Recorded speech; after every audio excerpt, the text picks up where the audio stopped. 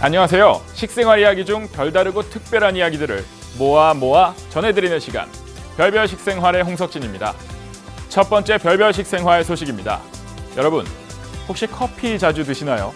커피는 한국인이 일주일 동안 가장 많이 찾는 음식으로 국민들에게 매우 친숙한 식품 중 하나입니다. 다만 이런 커피가 외국산밖에 없어 늘 아쉬움이 있었는데요. 커피는 열대지방이 아닌 곳에서는 기르기 어려운 작물이기 때문입니다. 그런데 곧 국산 커피를 마실 수 있게 됐습니다. 2009년부터 전남대 바이오식품연구센터의 김영일 박사가 한국에서 커피 기르기에 도전을 했는데요.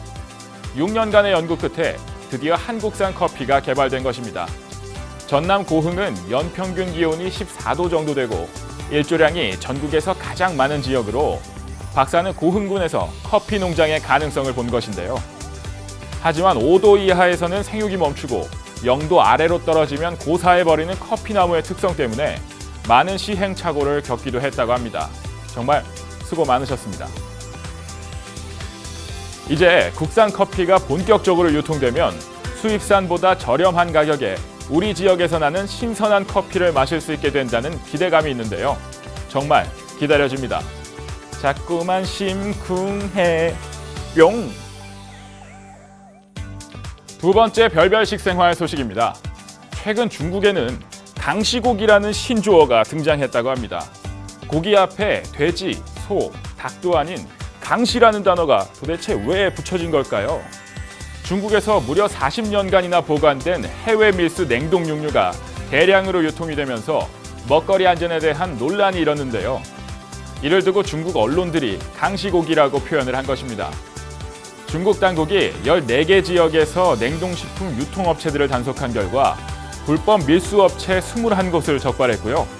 약 10만 톤, 우리 돈 약 5천만 원어치의 냉동고기를 압수했다고 전했습니다. 압수된 냉동고기는 유통기간이 40년이 지난 족발, 30년이 된 닭날개 등이 포함돼 있었다고 합니다. 중국 마트에서 대량 유통되는 유명 닭발 요리 생산업체들은 이 고기를 원료로 사용했다고 하는데요. 하지만 정확한 유통 경로가 아직까지 확인되지 않은 것으로 알려졌습니다.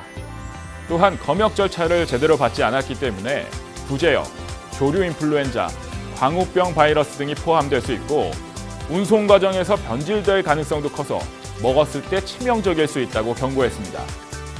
세계 곳곳에서 먹거리 논란이 끊임없이 이어지고 있는데요. 먹거리는 우리와 직접적인 연관이 있는 만큼 논란을 일으키는 그들도 한 번쯤은 깊이 생각해보는 시간을 가졌으면 좋겠습니다. 이번 주 준비한 소식은 여기까지입니다. 별별 식생활.